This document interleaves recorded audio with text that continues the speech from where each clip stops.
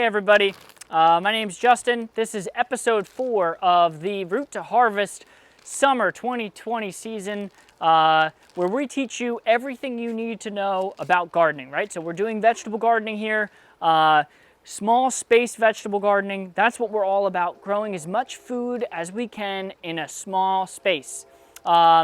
If you've been following along, in this bed that we're going to be planting today, we had a bunch of shallots and a lot of garlic. We just pulled them out and now we're trying to figure out what we're going to put in there. And so what we're going to put in there today is some broccoli. So we're going to put in some broccoli for a fall harvest.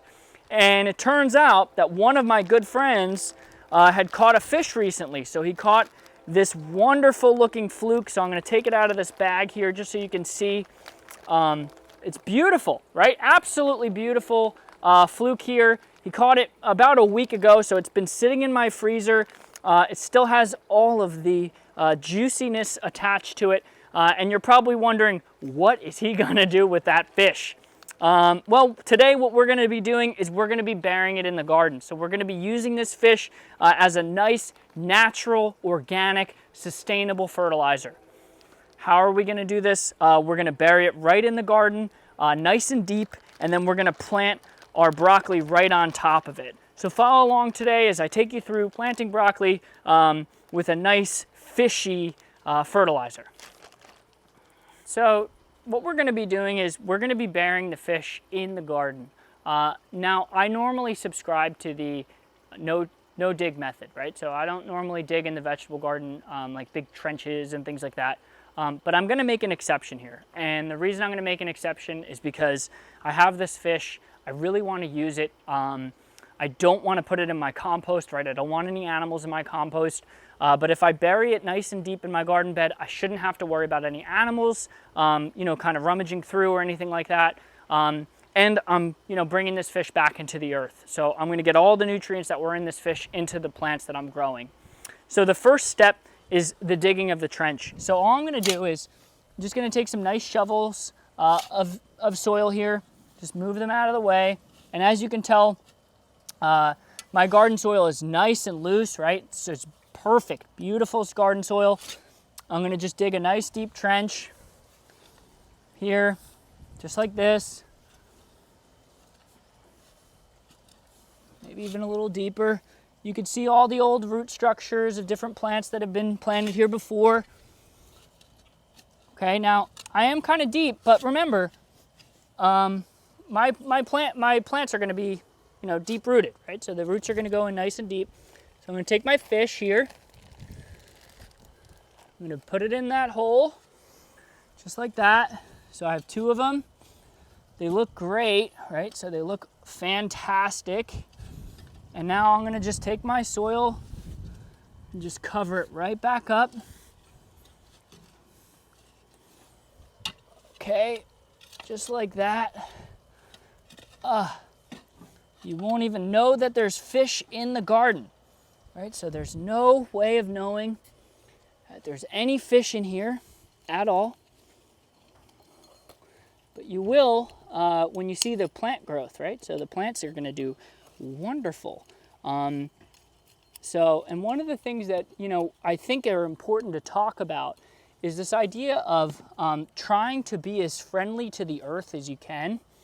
So that's both to your soil and to the earth as a whole. And reusing things, figuring out how to bring nutrients back into your soil, into your garden.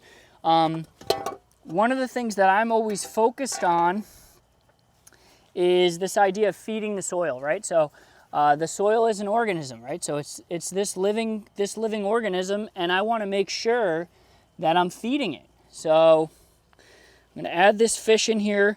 Now, if you're a little worried about it, you could add it in the fall, and then you could plant into your bed in the spring. I don't think it really matters. So the next step is we're going to plant our broccoli. So in this space, I'm going to do 3 broccoli. So I'm going to do 3 broccoli plants right here. All right, so what we're going to do now is we're going to plant our broccoli in. And things are a little bit dry right now because we're in the hottest part of the day. It's about 3 o'clock in the afternoon, so everything's really, really hot. And that means everything's relatively dry. And so after we do our plantings, we're gonna have to do a really nice thorough watering. I'm gonna do 4 broccoli plants. The bed's about 4 feet across, so that's about a foot per broccoli plant. Obviously, I'm gonna come in a little bit off the sides of my box here, and yeah, so here we go. We're gonna take you through how I do a planting. So here we go. If you look at the seedling, one of the things that you're gonna notice is I have these 2 little leaves here. So these aren't my true leaves. I'm gonna just pinch these off, just like so. And then what I'm gonna do is I'm gonna dig a nice deep hole. Okay, now remember, my fish is buried really deep under here. So I'm gonna put in my plant, and notice, look how deep I planted that plant. That's gonna be perfect. Now, there's a couple different techniques that you can use. So if you're worried about water, so that's one of the things that I do worry about sometimes, is plants getting enough water. You can dig yourself like a little trench like this around your plant, around your seedling, just to give it a little bit of a well to pour water in. And I'll show you when I start to water in the plants. Here's my second seedling. So my second seedling, here we go. Same thing I did with that first one, right? So I'm just gonna dig a nice deep hole. I'm gonna look. There's actually 2 plants in this seedling, or 2 seedlings together, and that's okay. So I'm gonna just put both of them in the ground here. Okay, now you might be thinking, oh my God, that seems so deep. It's really not. It's not deep at all. You want it to have a nice deep root structure. Here's my next one, and you can use a trowel, you can use your hand, whatever you're comfortable using is fine. Doesn't really matter. The important thing is that you're comfortable, right? So you want to be comfortable with what you're doing. I don't mind having, dirt on my hands and things like that. It's totally fine with me. And then I'm going to squeeze this guy in here. Now, if worst comes to worst, I notice that my plants are getting very, very crowded here. As they start to grow, I can always trim one of them back, right? So I can trim this little plant here at the end back. And now I'm gonna just get my watering can here. Okay. And so I'm gonna just water everything in. And you'll notice that well does a really good job of just catching all that water. Okay, I'm gonna move on to the next one. Now, we did have a pretty decent rain last night, so I'm imagining that the soil is actually pretty moist underneath. And it seems like it is, right? And one of the ways that I can tell is based off of how quickly the water is absorbed. So these have plenty of water. I'll give them a little bit more water tonight. You normally want to wait about maybe 10 seconds, and then you shouldn't see, the water should have evaporated into the soil at the end of the 10 seconds. That's kind of what we're after. One of the questions that I've been asked a lot is, how do you go about getting your plants? Do you start them from seed? Where do you get them? How do I go about getting them? So I have a couple different opinions about it.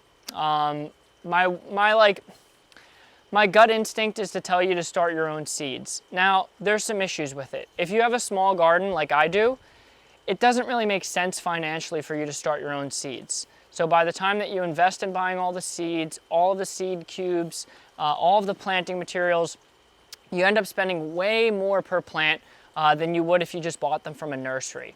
I've found that nursery plants are good. They're a really, really good option. You'll get plants that are way more established. I'm lucky enough to have a couple friends that are starting seeds for themselves and for other people, and so that's where I've been getting all of my seeds from, or all of my seedlings from. That's all for today. If you like what you see, click the link below to like and subscribe. If you have any questions, reach out to me in the comments.